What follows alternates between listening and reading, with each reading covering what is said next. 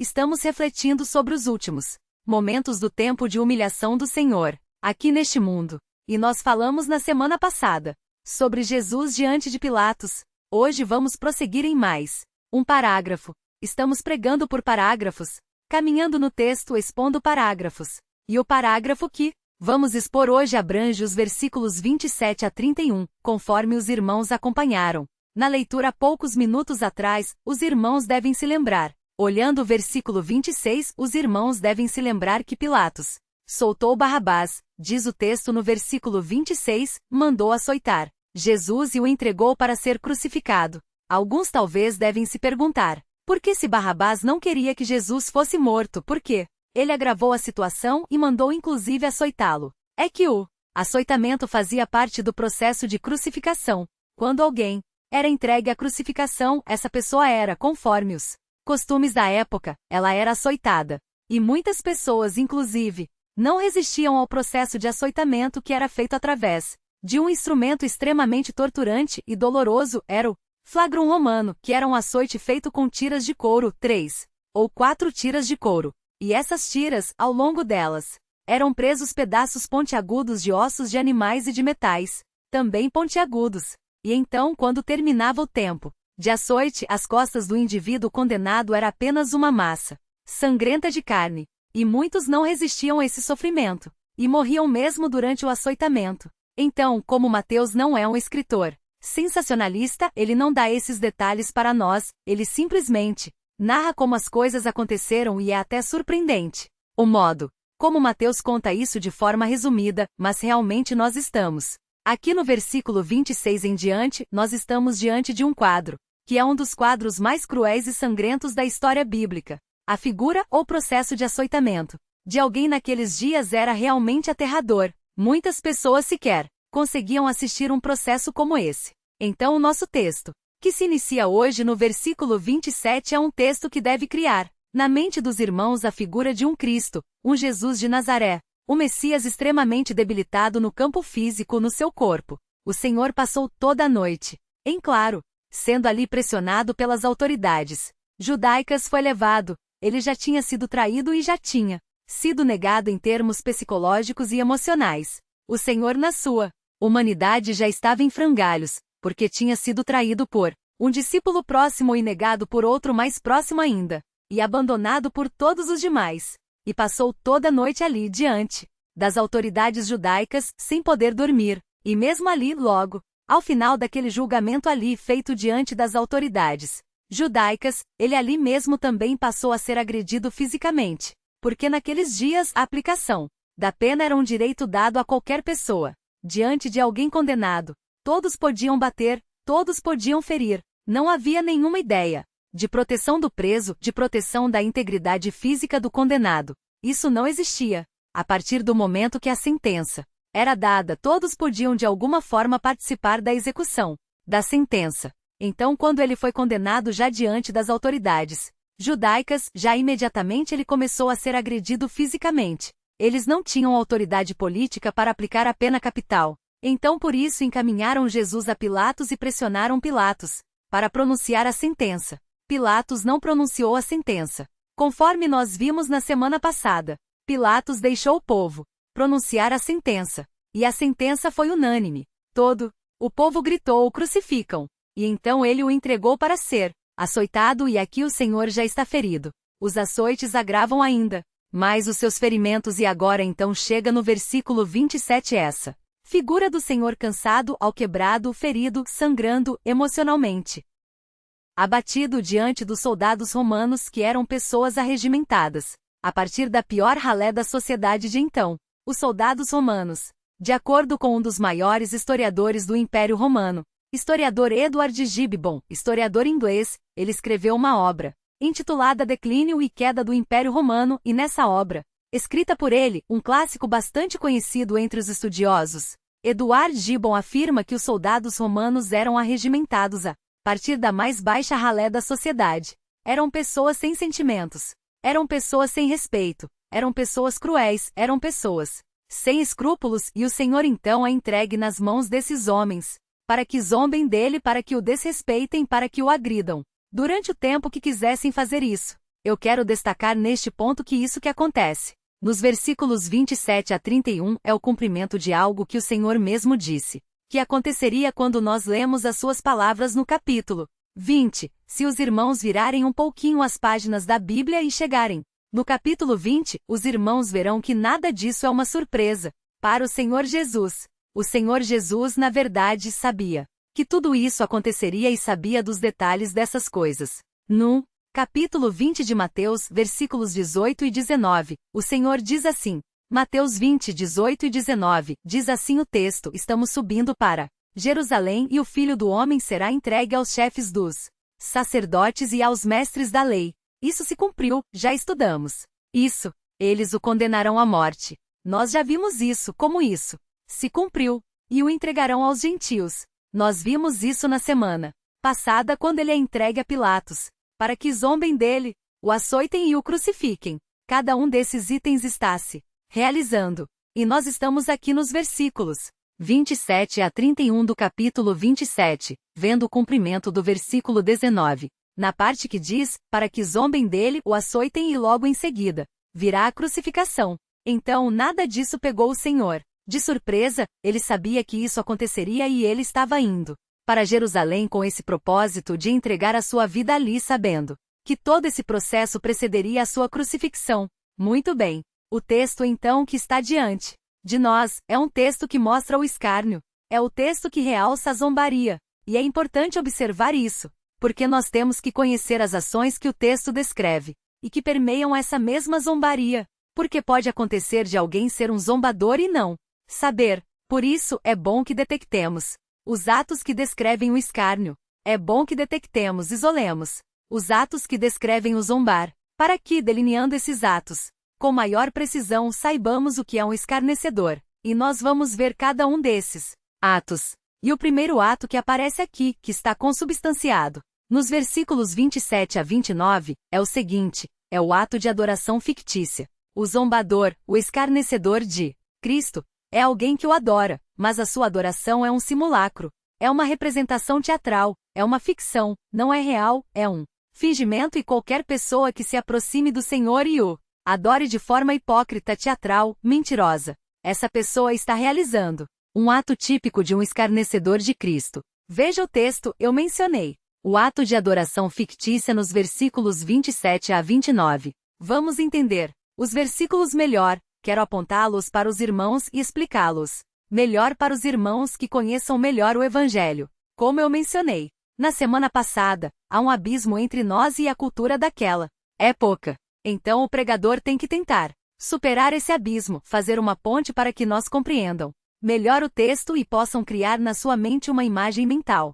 que corresponda melhor àquilo que Mateus quis construir na nossa mente quando escreveu. O texto diz, então os soldados do governador levaram Jesus ao pretório. Pretório aqui é a casa oficial, o palácio talvez. Talvez fosse a fortaleza Antônia. Talvez fosse o palácio de Herodes, nós não sabemos. A fortaleza Antônia ficava bem próxima do templo, mas nós não sabemos onde Pilatos exatamente estava. Se ele estava na fortaleza Antônia, ou se ele estava no palácio de Herodes. Mas, de qualquer modo, havia ali um recinto onde os soldados puderam levar Jesus. E o texto diz que eles reuniram toda a tropa ao seu redor. Na realidade, o texto apresenta uma palavra, o texto mostra uma palavra que descreve melhor a tropa.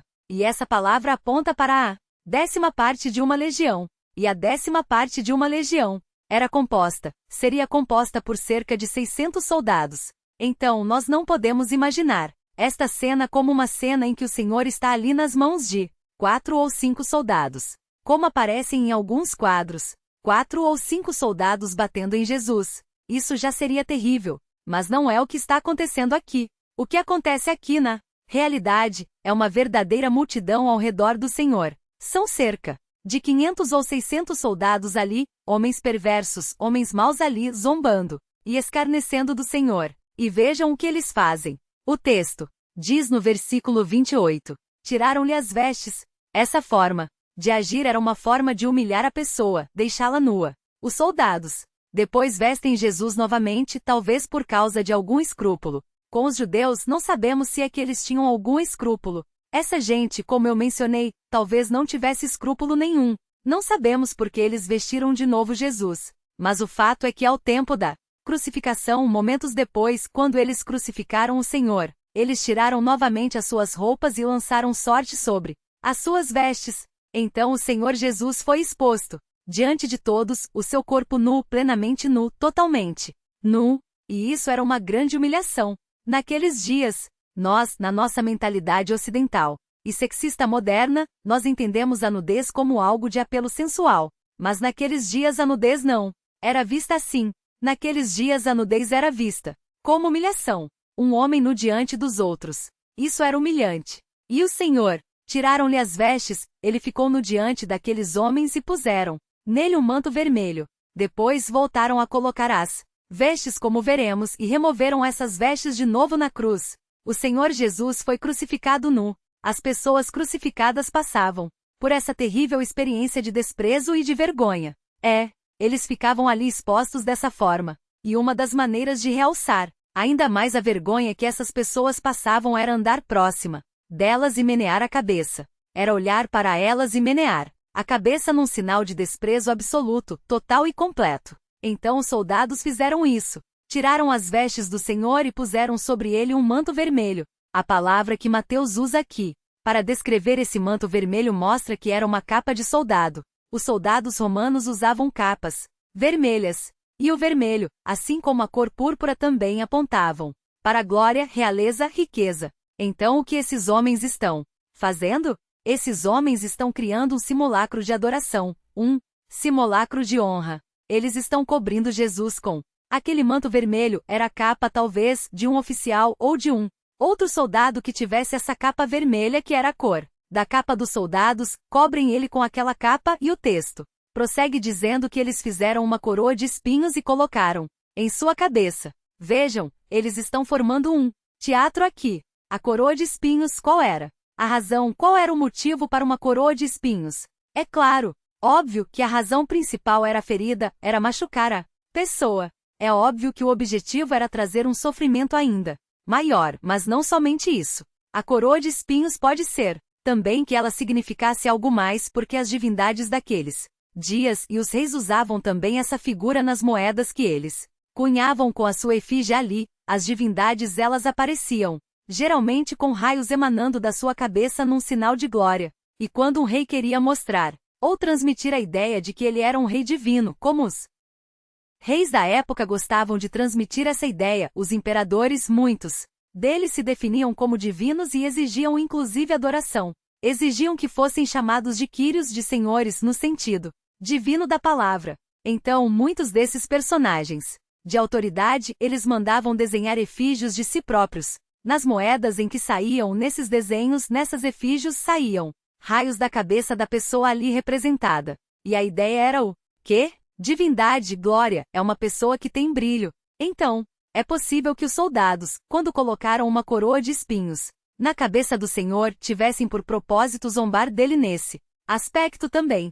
Vamos colocar brilho nele. Vamos fazer com que raios emanem da sua cabeça gloriosa. Vamos fazer isso também. Vamos deixar essa figura clara também. E fizeram isso e colocaram essa coroa de espinhos em sua cabeça. O texto prossegue dizendo que lhes puseram uma vara em sua mão direita. Essa vara, esse caniço em sua mão era para representar um cetro. O cetro, nas mãos de um rei, era um instrumento que simbolizava a sua autoridade e a sua glória. Eram cetros de ouro, cetros enfeitados com pedras preciosas, e tudo isso mostrava a grandeza, o poder e a autoridade do rei. Quanto mais glorioso e bonito fosse aquele cetro e rico, mais isso apontava para sua grandeza, autoridade e glória. Aqui colocaram uma vara na mão dele, mostrando que ele era um rei sem autoridade nenhuma, sem glória nenhuma, sem grandeza nenhuma. E então, depois de terem formado esse cenário, o texto diz que eles se ajoelharam e zombando disseram: Salve Rei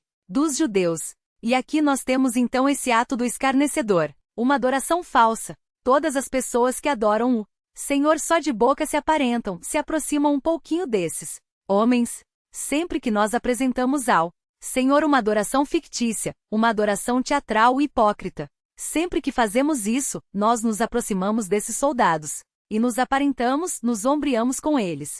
Estamos realizando um ato típico de um escarnecedor. Uma adoração que é teatral não. É real. Ela é falsa. Ela não corresponde aos fatos. Ela não corresponde ao que há no meu coração. Ela não corresponde ao que há na minha mente. Ela é só corporal, mecânica. Ela é só vista aqui fora. É só isso, meramente exterior. Ela não é verdadeira, de coração e sincera. E isso é perigoso. Por que isso é perigoso? Porque se isso acontece com você, você tem que frear isso agora. Porque se você vem à igreja e realiza uma adoração falsa ou vem à igreja somente buscando certas emoções e certas realizações emocionais e não a adoração do Senhor, como um número enorme de evangélicos faz hoje em dia. Vão às igrejas para ter um tempo de congraçamento, um tempo de lazer, um tempo de diversão, um tempo de animação com músicas gostosinhas. Sempre que alguém faz isso e não se aproxima do Senhor para adorar a Ele e servir a Ele e não os seus próprios sentimentos e o seu próprio coração, essa pessoa se aproxima dos atos desses soldados. Ela presta uma adoração falsa e com isso se aparenta dos escarnecedores. E qual é o perigo disso? Eu vou lhes dizer. O perigo é que, de acordo com o texto, esse escárnio não para aí. Ele caminha para outra direção. E é aí que o perigo está. Se você não adora o Senhor com sinceridade de coração, se você se reúne para adorá-lo, mas isso não é real, a sua vida não é uma vida de adoração. A sua mente não está devotada a essa adoração de forma sincera. É tudo mecânico ou meramente uma tradição e um costume. Ou como eu mencionei, apenas o desejo de satisfazer alguma emoção sua. Se é assim que você faz, esse gesto próprio do escarnecedor não fica nisso. Com o passar do tempo, essa ação caminha para outra. E vejam no texto qual é a próxima ação que segue a essa. Veja o que diz. No versículo 30 nós temos o segundo ato. E eu vou dizer para os irmãos.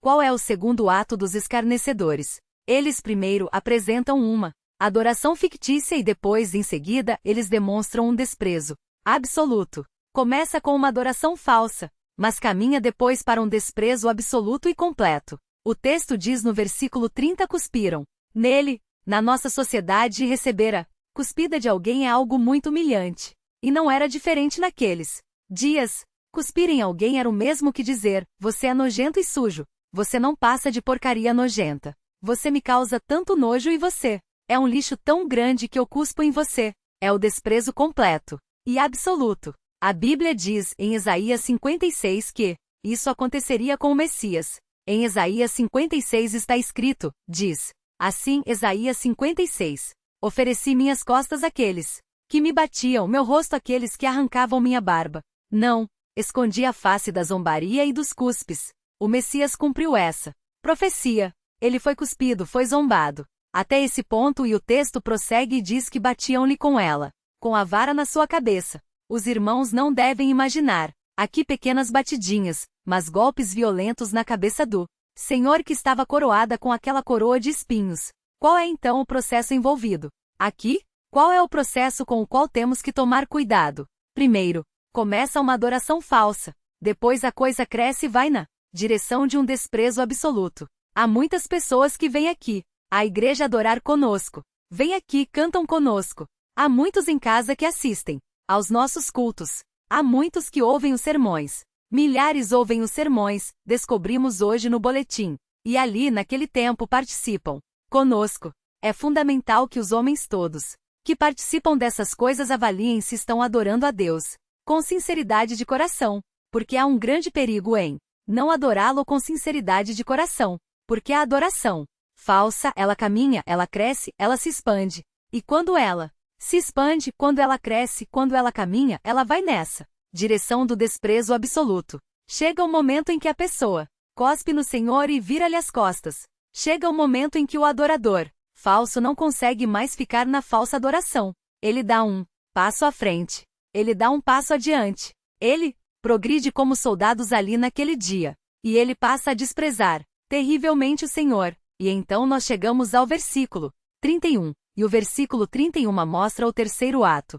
O terceiro ato do escarnecedor. E o terceiro ato do escarnecedor é a eliminação definitiva. A eliminação definitiva. O texto diz que depois de terem zombado dele, tiraram-lhe o manto e vestiram-lhe suas próprias roupas. Eu mencionei a princípio em listas. Fizeram isso, não sabemos exatamente. Por quê? Porque não era costume vestir as roupas novamente do preso, mas eles o fizeram para remover, depois na cruz. Então o levaram para ser crucificado. Aqui Mateus menciona uma palavra que ele usa nesses últimos capítulos, é a palavra conduzir. Eles o conduziram à cruz. E nessa passagem, assim como nas passagens próximas, essa palavra aparece outras 2 vezes. A palavra conduziram. Eles o conduziram até Caifás. No versículo 57 do capítulo 26. Eles o conduziram a Pilatos. No capítulo 27, versículo 2, e agora a palavra aparece de novo, eles o conduziram à cruz. Então foi um processo que foi marcando essa humilhação do Senhor, a Caifás, a entrega a Pilatos. E finalmente a entrega à cruz. E então se fecha aqui esse ciclo de escárnio, esse ciclo de zombaria. E esse ciclo mostra o seguinte, que tudo começa com uma adoração fictícia. Uma adoração que é irreal. Essa adoração fictícia caminha e se torna um desprezo absoluto. E finalmente ela termina com a eliminação definitiva do Senhor da nossa vida. Nós temos que tomar cuidado para que não comecemos o processo. Temos que tomar cuidado para que a nossa adoração não seja falsa, para que não haja o desenrolar dessa história terrível que vemos aqui. O que devemos fazer diante disso? Irmãos, a primeira coisa que devemos fazer diante disso, diante desse pequeno trecho, dessa pequena história que nós acabamos de rever e de reconstruir, é lembrar o que diz o Salmo 1 no versículo. O Salmo 1 no versículo 1 diz que nós não devemos nos assentar na roda dos escarnecedores. Se os irmãos conhecem pessoas que são escarnecedoras, que zombam do Senhor, que agem como esses soldados agiram, ridicularizando o Senhor e zombando dele, os irmãos devem se afastar dessas pessoas, porque essas pessoas não vão parar nisso. Essas pessoas vão caminhar em outras direções. Elas vão chegar ao ponto de rejeitar plenamente o Senhor, e essas companhias não são boas para a nossa saúde espiritual. E os irmãos que estão aqui, as pessoas que estão aqui e que percebem na sua vida algo disso que eu mencionei, algo de uma adoração fictícia, algo de desprezo do Senhor, de um rompimento com Ele, devem abandonar esse processo e devem voltar atrás nessas coisas e não prosseguir nessa direção, porque essa é a direção daqueles soldados cruéis e blasfemos, e nós não podemos nos identificar com eles. Mateus, ao narrar essa história, quer incutir isso em nós, que nós não nos identifiquemos com eles. Em meio a isso tudo, eu gostaria de destacar uma realidade que pode desaparecer da nossa mente. Enquanto nós vemos isso, nós estamos vendo aqui sangue, golpes, gritos, pancadas, risos, estamos vendo a multidão gritando, estamos vendo o Senhor sangrando, estamos escutando os golpes da vara, estamos ouvindo a risada dos soldados. É uma cena tão tenebrosa, é uma cena tão assustadora, é uma cena tão repugnante que isso pode fazer com que nós esqueçamos ou não percebamos um elemento presente nisto aqui que Mateus, o autor, não quer que nós jamais percamos de vista. E esse elemento presente aqui, nublado talvez por todo esse quadro sangrento, feroz, cruel, dos soldados ali flagelando o Senhor, essa realidade que está presente aqui, que pode não ser percebida quando nós escutamos os barulhos, o ruído das risadas e dos golpes e dos gritos, é a realidade do amor de Deus por nós. O que existe aqui nesta passagem sangrenta, o que existe aqui nessa passagem que faz com que tantos sentimentos ruins venham à nossa mente é a realidade do amor de Deus por nós.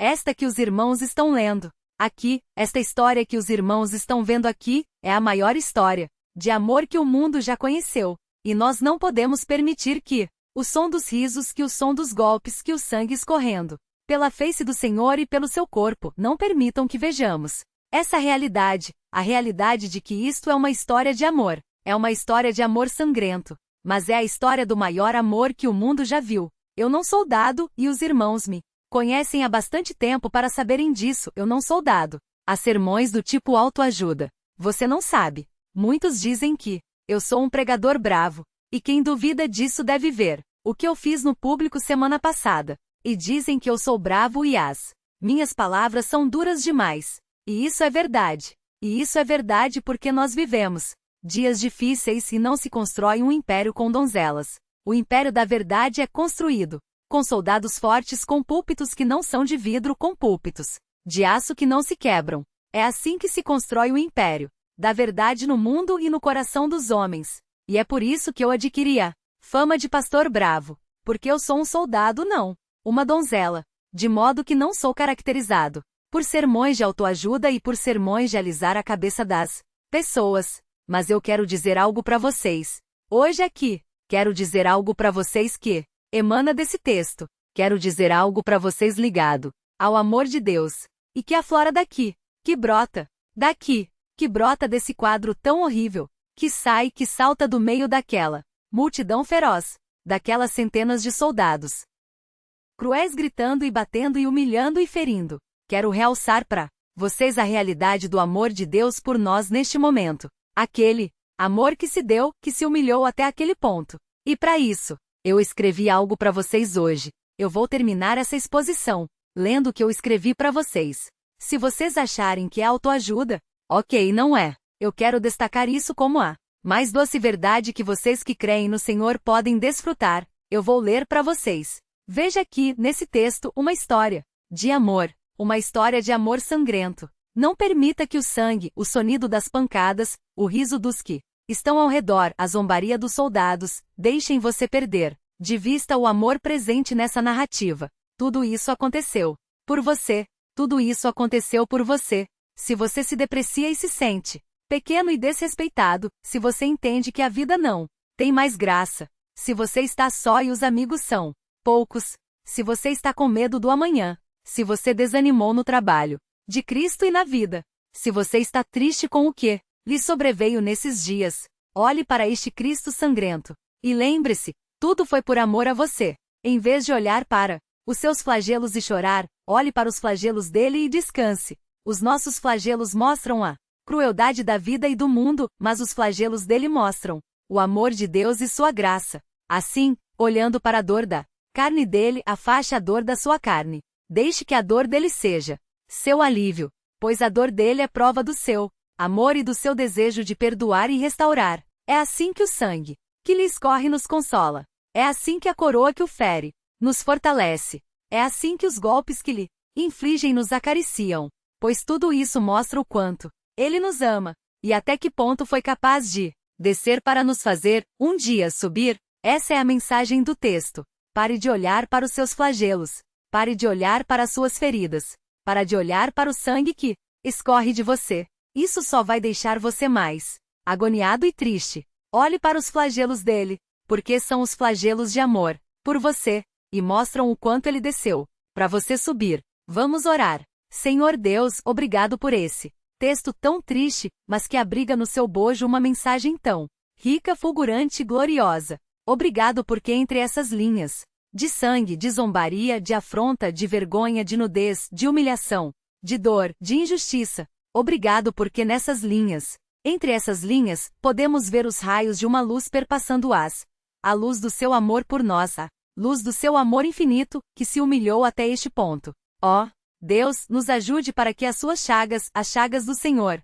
nos sirvam de conforto, mostrando o seu grande amor por nós, mostrando a sua disposição de se dar por nós, de morrer por nós, para nos encher de dignidade, e que esse seja o nosso remédio, que a ferida dele seja o nosso curativo, que a dor dele seja o nosso remédio, que o cansaço dele seja o nosso descanso. Nos ajude a olhar para esta cena, e a encontrar nela vigor para prosseguir, tendo no coração firmada a certeza do seu amor e do seu cuidado por nós. Nós pedimos isso, Senhor, ajuda-nos, restaura-nos e eleva-nos, consola-nos e cura-nos. E nos cura, Senhor, usando essas coisas, nos cura usando a verdade para que a nossa cura seja verdadeira, permanente e possa alcançar outros. Pedimos isso em nome de Jesus. Amém.